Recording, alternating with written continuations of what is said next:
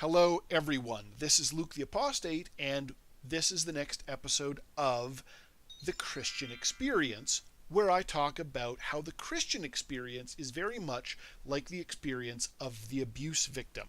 Today, we're going to be talking about entitlement. I'm reading from Nina Brown's Children of the Self-Absorbed, details in the description below, talking about the self-absorbed parent, the narcissist, from page 5, describing the entitlement attitude.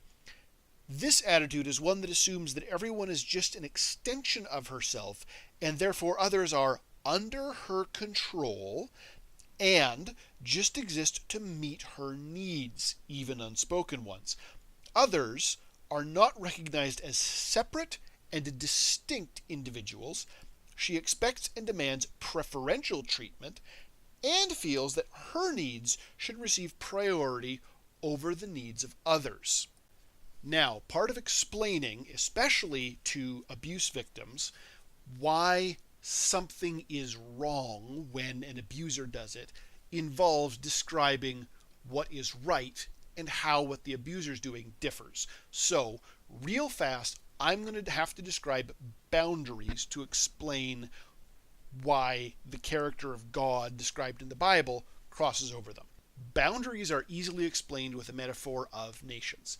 Say you have two nations, Alpha and Beta. They share a border.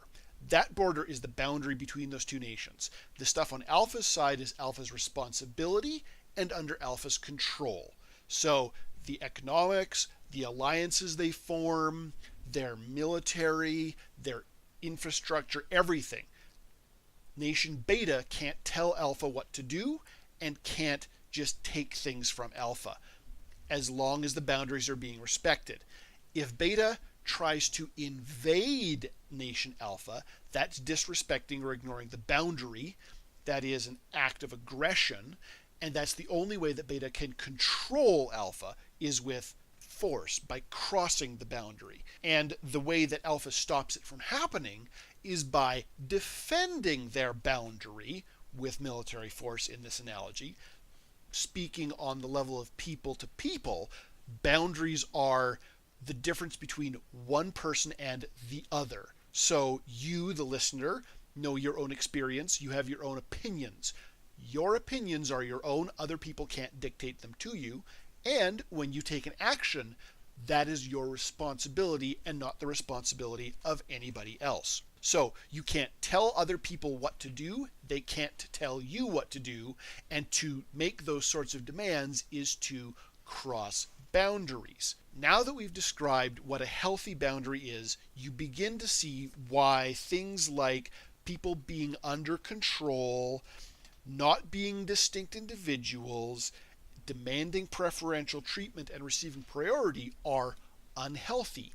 Each of them insists that the other person, the other nation, obey someone who is not within their boundaries. The government of nation A can't make demands of the government of nation B without crossing boundaries. Similarly, the character of God can't make demands without crossing boundaries. But in the Bible and in Christian theology, that's exactly what happens.